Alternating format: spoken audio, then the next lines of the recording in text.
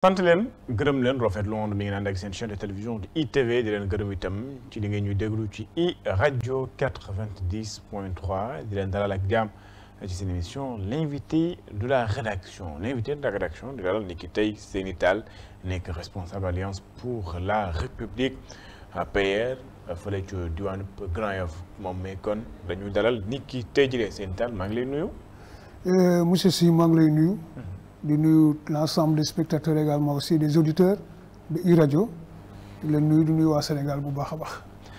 ñu fas yéene nag sax ak moom waxtaan ci li nga xam nag moom moo aju ci mbirum actualité rawatina déclaration bi nga xam ni premier ministre Ousmane Sonko daan na koy def ci terrain meeting bi kàddu yu fa jukkee yoo xam ni laal na seen parti wala sax laal li nga xam ni moomee la ñu yore woon réew mi ñu wax itam ci li nga xam nag moo di ku jóg itam lu mu doon waajal lu mu doon amal ci week-end bi di ñaxtu national daañu àddu itam ci mbirum alliance pour la république parti bi taxawaayam ak bëgg-bëggam wax mbirum koom-koom mbirum yoon ak ponk yoo xam ne daal laale na ci mbirum actualité moom la ñu fas yéene faram-fàcce ak moom. alors Seyni Tall gis nga dëkk bi nga xam ni moom mooy terrain meeting bi parti bi di Pastef daal di amal gannaaw bu mu ko defee dafa am na kàddu yoo xam ni yëkkati na ko mu jàpp ni sax am na loo xam ni alliance pour la république mi yoroon nguur gi am na lu mu doxalee te loolu sax war naa tax ñu tas parti bi ndax jàpp ne ni am na yoo xam ni daal niñ ko defee wala anam yu ñu yoroon réew mi daal dafa jéggi dayoo kon parti boobee dañoo waroon tas boobu le parti jël décret daal di koy siif naka nga jàngatee ne kàddu yi nga xam ni moom premier ministre Ousmane Sonko daan na koy yëkkati fële ci kanamu ay militants. mais xam nga balaa maa wax sax ci aspect bi nga xam ne véritablement mooy la question posée. dafa am loo xam ne daf ma ñor te mu xaw ma intrigué tuuti. voilà moom mooy maanaam est-ce qu'il fallait appeler tout le Sénégal. dans un parking ou bien appeler tous ces militants. dans un parking et puis à coup de millions je ne sais pas à coup de milliards juste pour donner ce genre de discours-là à ces derniers-là. Est-ce qu'il fallait faire ça? man c'est-à-dire sama problème déjà foofu la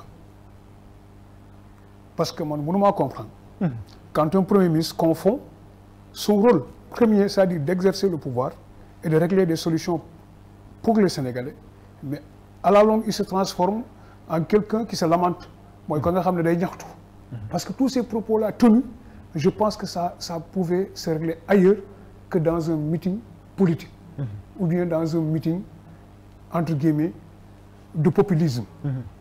Parce qu'en réalité tout ce qu'il a dit là-bas il y a rien absolument man gisuma lenn la nga xam ne rek amal na Sénégal njëriñ déjà aujourd'hui on est le 10 qu'est-ce que le 8 a apporté tey ci journée bi nga xam ne tey ñu ngi koy dund tey absolument rien du tout sinon la polémique sinon ay werante ay dispute parce que tey boo dugg ci Sénégal mu ngi am ay werante mu ngi am ay wax alors que pour man ça devait être autre chose que ce qu'on a vécu parce que mënuma comprendre monsieur Sy vous êtes le chef du gouvernement en wolof oui yow yaay chef de gouvernement nga ñëw devant un public yow ngay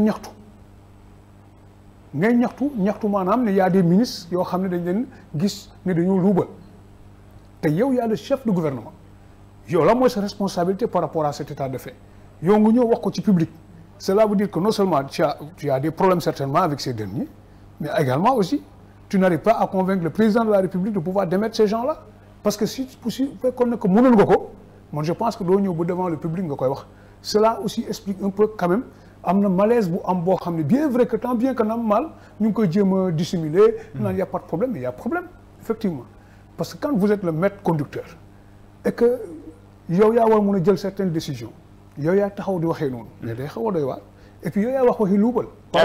mais décret bi balaa ñu. mais décret bi président de la République moo ko yor. le décret c'est le président parce que le président c'est l'élu moom c'est le nommé.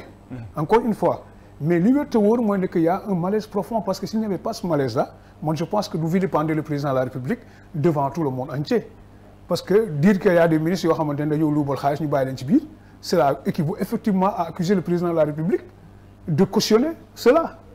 parce que véritablement bu fekkee ne que yow ka nga xam ne yaa ngi ko duggal sa biir gouvernement doxalul je pense que la première chose à faire c'est de le démettre amul ay dañ koy changer yóbbu ko fële le temps de voir que est-ce que non parce que quand il a s'agit d'émettre Cheikh Tidiane Dieng je crois su ma juumul xaaruñu dañ ko tëbal nekkatu fii donc man je pense que ça c'est des excuses c'est également aussi des propos yoo xamante ni irresponsables.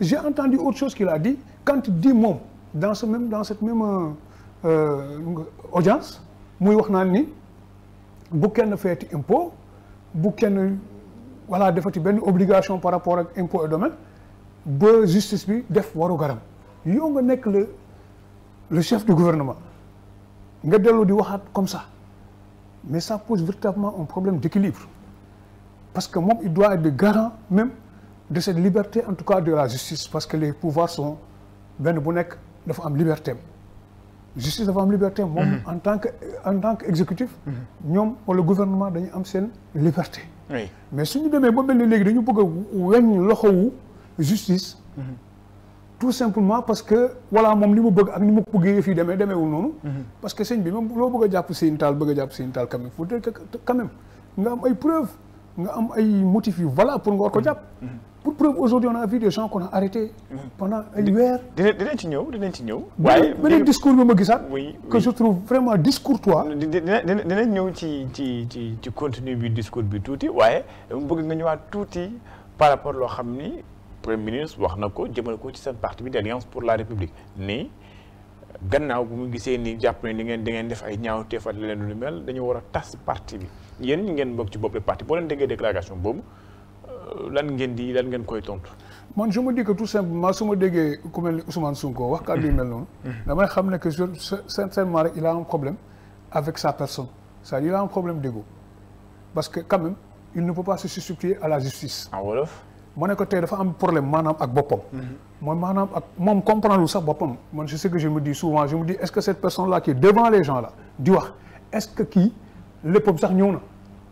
parce que quand naka nga mën a gisee parti boo xam ne dañ koo teg ci fu ñu ko war a teg amul benn décision de justice amul benn fenn lenn rek loo xam ne ni tey mën nañ ñëw ni APR si boppam def na lii. sinon ko dañuy taxaw ne non y a eu des gens qui sont sortis du siège de l'APR ay nervis la ñoom la ñu gisoon mais ban preuve tangible la ñu am est-ce que justice moom moo war a décider loolu est-ce que décret kese dafa war a ñëw un simple décret rek war naa ñëw mais ñoom dañu gis si ñoom loo xam ni véritablement waroon nañu tas seen parti ñoom. Je me dis que dans un état normal, voilà, si ça aurait été moi, à la place du président Macky Sall, moi je me dis tout simplement que ces gens-là n'auraient jamais accédé au pouvoir. Parce que liñ fi def ñun ñëpp ñu gis ko teg ko bët. Parti boobu il fallait que ñu tas ko. ñun nag egguñu foofu le parti APR gisuñu leen ñuy def ay ñaawteef. le parti APR kenn mosu leen gis ñuy rey ay nit wala ñuy taal ay bus. wala ñuy tas njaayu jàmbur wala di yor ay pistolet ci dans des manifestations. amul le parti APR c'est une idéologie c'est une philosophie bokkul ak le Pastef bi nga xam ne tey yow. le Pastef déjà da ngay waxtaan ak moom rek il est violent da lay saaga tout de suite da lay wax n'importe quoi ils sont comme ça je pense que moom en tant que Ousmane Sonko je pense qu'il doit être le dernier à parler de cela. parce que moom incitation à la violence incitation à la haine. moom tout ce que le procureur lui a reproché. avec tout ce que leur a reproché avant de dissoudre leur parti.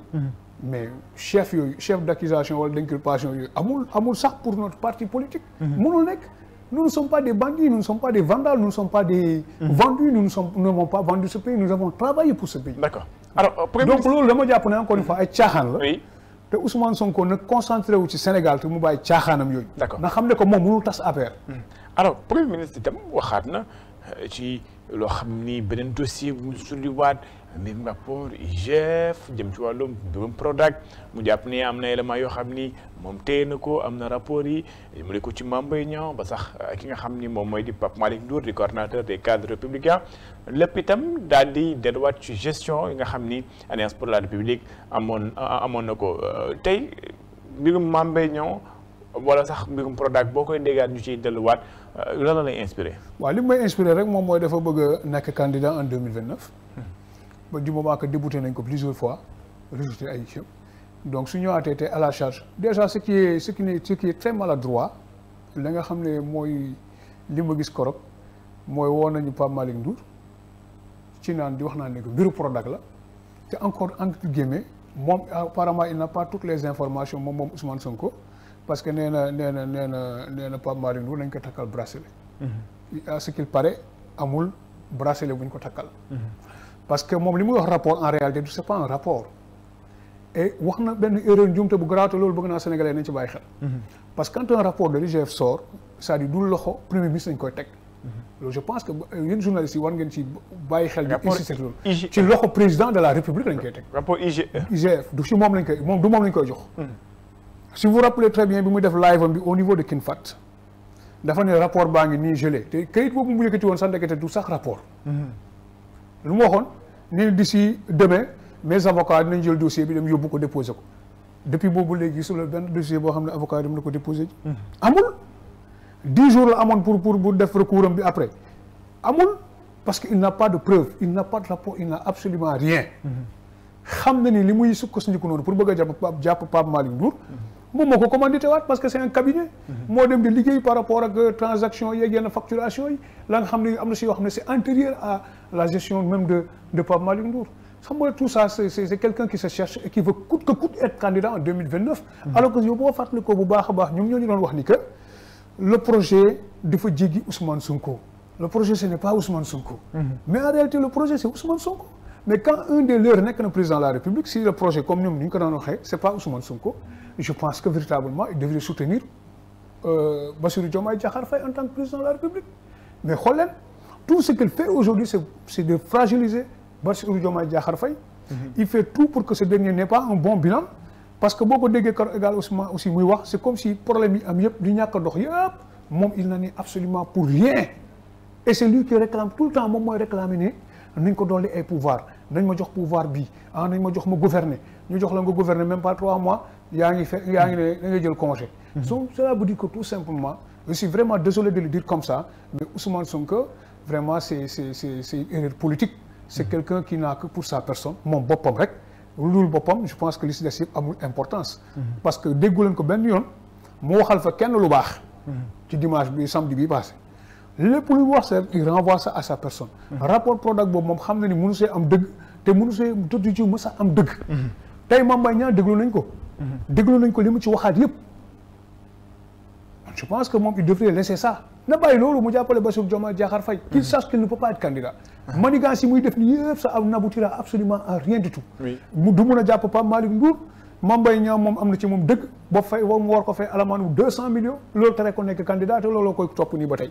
alors ça va continuer toujours de plus belle. qu'il arrête ça un instant aussi. alors leneen la itam mooy ci jamono ji gis nañu Alliance pour la République laata sax muy dugg ci biir parti bi ci réorganisation bi secrétaire exécutif national bi leneen itam loo xam ni soxal na ko mooy mbigum convocation yoo xam ni ñu ngi koy gis ci. seen i responsable yi wuy ji yoon tey naka ngeen di dundee épisode politico-judiciaire boobu. waaw ñu ngi koy dund ci dund bu métti parce que en réalité même booy dem sax dans les plateaux les gens te disent que dañuy wax naan mais sëñ bi soo demee na nga xam li ngay wax parce que boo moytuwul boo fa waxee lu ëpp dana lay jàpp moytuwul am nga njaboot am nga nangam xam nga c'est une façon quand même d'intimider tout le monde. parce que ils ont réussi quand même à intimider beaucoup de gens parmi nous am na si ñoo xam ne léegi du ñu affiché wu sax publiquement ce qui est vraiment dommage parce que pour man quand on est acteur politique il faut assumer et s'assumer. dañuy jàpp dafa am responsable yu laqatu. non damay gis ñoo xamante ne nii ils étaient là tout le temps. dañoo retiré wu ci espace public bi. waaw ñu ngi retiré wu ci espace public bi parce que aussi bon ku waxul dëgg wax fenn loolu moo am fii par contre il y a d'autres qui sont là qui font face. et moi je pense que c'est ça qu'il faut adopter comme stratégie. métti na nag ñu ngi woo nit ñi de façon injuste parce que koroon ñu jàppee Pape Malick Ndour jëli ko këram le président Pape Malick Ndour jëli ko këram comme un vulgaire voleur wala un assassin wala un grand bandit dem jëli ko këram mënate ko génne ko kër gi yóbbu ko alors que bu ñu ko convoqué woon rek mu ñëw parce que musul daw te du daw Pape Malick Ndour du daw. gis nañ ñu jàpp ci également aussi ñoom Farba Ngom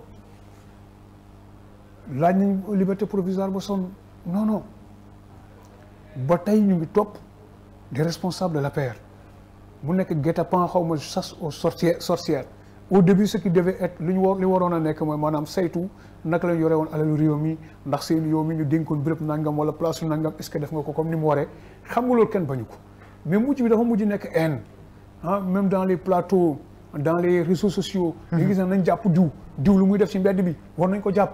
Donc vraiment mu nekk une situation très compliquée et très complexe. Parce que je me dis que tout simplement l'État devrait concentrer ses efforts pratiquement sur le quotidien des Sénégalais. Au lieu que muy concentrer tous ces efforts-là sur l'APR. Parce que l'APR jàpp waa APR tëj waa APR ça ne fera pas un bon bilan. Parce que le bon bilan serait que ñoom ñu tey ñu évoluer ci aspect yu bare nga xamante ne tey par exemple Macky Sall jëlee woon na ko 1 yóbbu ko 10. ñoom ñu jëlee ko fa yóbbu ko ci un high level. Mais malheureusement tey boo xoolee ñun nag lañ topp. bu ñuy meeting ñun la ñuy waxtaanee. bu ñu toogee plateau télé ñu la ñuy waxtaanee. ñun rek la ñuy waxtaanee.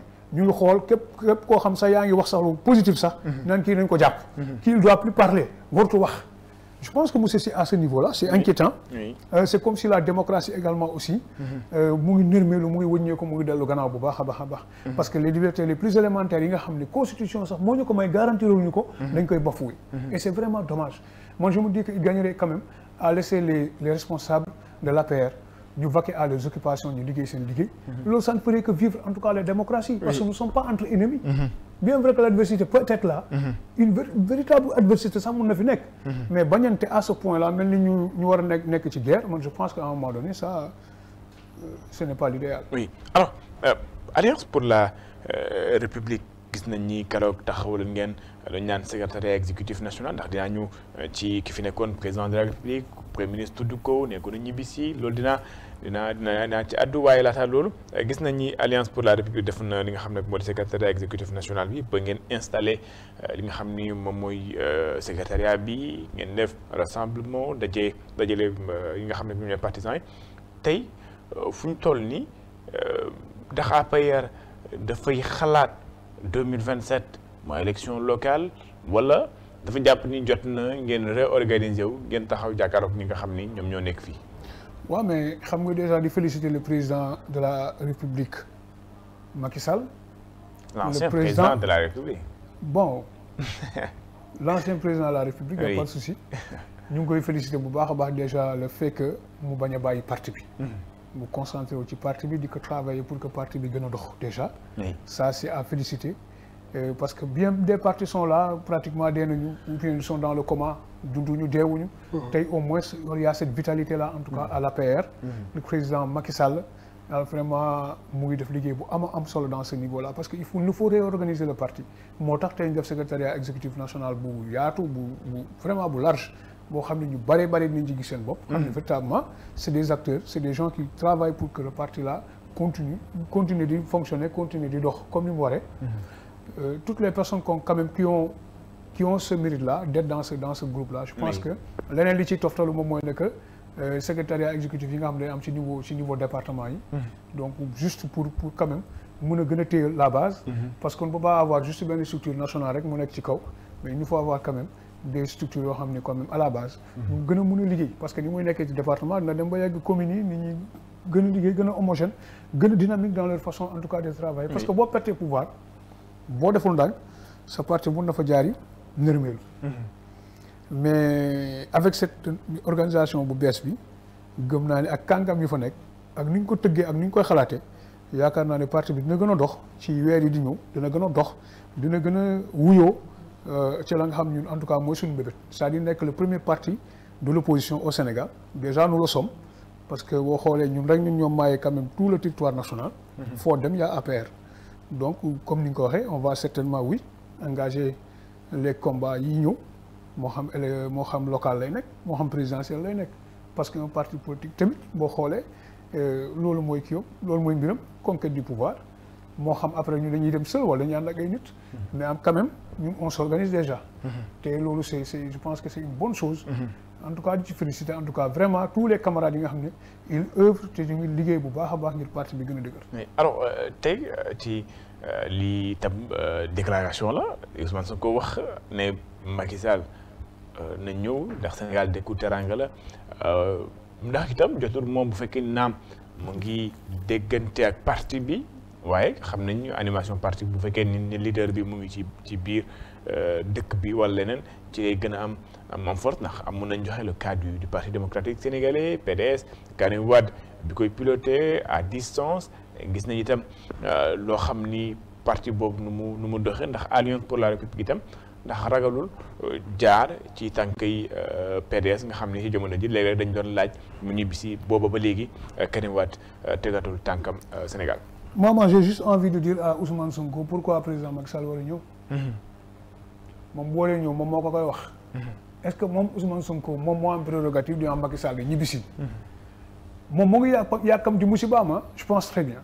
gis nga bés bu gisee fii président Macky Sall ce jour-là qu'il comprendra que effectivement que ni que Macky Sall mi du seen morom. du seen mappandoo. yàlla nañu yàlla may gudd fan ak wér. amiin parce que le président Macky Sall di ñëw. te su ñëw jour boobu ñoom ñëpp nañ xam ne que waa ji ñëw na Sénégal. parce que bés boobu bu ñu gisee 3 millions de personnes dem gëtandu ko ci. nañ comprendre kii moom réew mi. bu mu yàkkam ci gis nga saaga yàkkamtee xeex la loolu la am envie surtout dire à Ousmane Sonko saaga yàkkamtee xeex la li nga la ñëw day ñëw moom s'il croit que moom am na ku mu doon ba nga xam ni Macky Sall du ñëw fii su buggee ñëw mais il a tout faux. Macky Sall y a rien qui woowuñu ko fi pour mu ñëw est-ce que justice da koo woo. est-ce que justice da koo woo monsieur Sy. non dama lay laaj da ko woo justice woowu ko. y a rien qui se passe. y a pas de dossier Macky Sall y a absolument rien du tout. mais tey su ñëwoon la mu bëgg su ñëwoon ne xanaa Macky Sall su ñëwoon dañu ñëw jàpp ko. xanaa justice moom amatul ci réew mi. wala les gens veulent fonctionner de façon dictatoriale dans ce pays. Macky Sall y a rien dara tënku ko bu ko neexoon day ñëw tey. mais amul envie ñëw parce qu'il ne veut pas gêner le pouvoir. et à juste raison. parce que bu ñëwoon fii day am désordre. d'accord su ñëwoon nit ñi ñëpp dañu koy teertu ji. su ñu ne woon teertu leen ñu leen teertu ma Gambie sax ñu ne ñu dem fekk Gambie ànd ak moom ñëw fii. def ko caravane. parce que Macky jaral nañu ko vu tout ce qu'il a fait pour ce pays là ñun nañ ko rendre hommage moom su fekkee ne il ne voit que toroxal Macky Sall man je pense que après à la longue moom il va déchanter parce que effectivement di mu bëgg. loolu du mën a am. alors non loolu du mën a am. ci li nga xam ni moom mooy week-end bu ñu génn. gisoon nañ ñi opposition bi dañoo wootoon ñaxtu national. waaye ci mujjantal ga da ngay gis ay activistes ay rappeurs ñuy laaj waaye ñi nga xam ni sax ñoom ñoo wootee ñaxtu national bi ana ku jigéen opposition bi gannaaw bi préfet sàkkuwee ngeen changer itinéraire lan moo waral ci terrain bi diggantaan ñenn rek lañ ci gis waaye gisuñu mobilisation boo xam ni moom lañ doon xaar. non xam nga déjà lu ñu autorisé wul day am ñu mën a ñëw am ñoo xam ne du ñu ñëw. parce que aussi dans les règles de la démocratie li gën moo ñu autorisé ñëpp ñëw. mais du moment que autorisé wuñ ko 2 choses moo la ci fekk soit da ngay ñëw tu fais un force ñu jàpp la yóbbu. wala ñu nekk fa dóor ay lacrymogènes ñu taal ay pono alors que nous sommes quand même une opposition républicaine jusque là parce que dëkk bi waruñu ko taal waruñu ko yàq. bien vrai que war nañu ñaxtu ci la nga xam moo ñu naqari war ko def nag ci ay anam mais le préfet moom l'autorité moom su choisir ne wala décider ne effectivement que ni que Ousmane Sonko de l'autre côté. ñun on est là que nous ne pouvons pas organiser parce que voilà y a ceci cela expliqué na fa ay explications que je trouve véritablement pas du tout fondées. parce que je m'inscris carrément ci dynamique bu ne man d'accorduma ak li préfet bi wax. préfet waroon na mën a bàyyi ñu def suñu manifestation comme ñële déjà ñu ngi organiser te mosuñu woon laaj déjà autorisation. mais préfet ma bind na ne leen autorisé na leen. waaw mais xam nga koo xam ne dafa wax rek à une semaine mu commencé installer ay bagages am te joxuñu ko autorisation installé peut-être d'une semaine ñu perturber les voisins perturber ñëpp sans autorisation l'autorisation n'est sortie que la veille. ñoom sans autorisation ils se sont permis d'installer et de faire tout ce qu'ils voulaient contrairement à ñun on a demandé une autorisation mais on n'a rien installé. est-ce que ñun bu ñu defoon comme ñoom ñu doon def. man li ma leer ba du leer prochainement yooyu bu amee ñun dañu war ñoom bu ñuy installé ñun dañu war a ñëw tamit di installer ay bagages. ñu xool ce que va dire le préfet. parce que les gens n'ont pas amuñu droit di enfreindre quand même les règles les plus élémentaires. Oui. parce que moom mii di premier ministre moom bu fekkee ne que moom mooy jalgati yoon. di ci ànd ak administration territoriale boobu. ñuy jalgati yoon vraiment y a de quoi avoir peur. da nga am na loo xam ne véritablement ñu mënuñu ko comprendre. léegi nag dina am ñu dul ñëw. comme ni nga ko waxee dina am ñu dul ñëw parce que du ñu bëgg ñëw ñu leen di leen voilà quoi bii ji baajeeg wala di leen foowee wala di leen maltraité wala yeneen di leen ci fekk. peut-être loolu du ñu ñëw.